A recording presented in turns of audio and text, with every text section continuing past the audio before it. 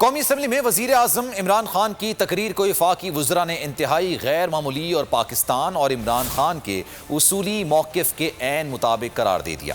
شاہ محمود قریشی، شیخ رشید، فواد چودھری، زرتاج گل، senator Faisal Javed اور شیریں مزاری سمیت دیگر وفاقی وزراء نے وزیر اعظم کی تقریر کو بے حد سراہا۔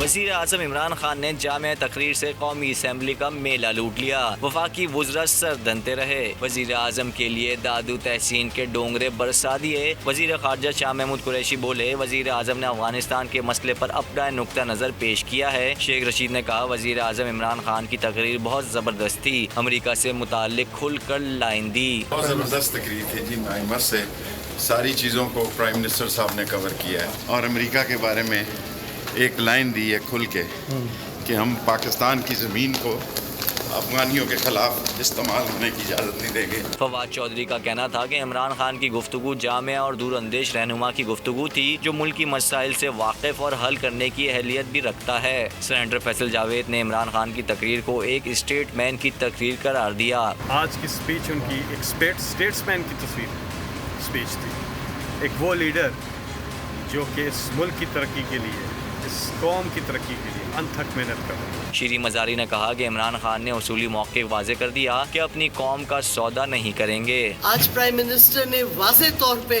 پیغام دیا ہے سب کو کہ پاکستان سیلف ریلائنٹ ہوگا اور کسی پہ ہم پیسوں کی وجہ سے اپنی قوم کو نہیں بیچیں گے۔ دیگر وزراء نے بھی وزیر اعظم کی تقریر کو غیر معمولی قرار دیا۔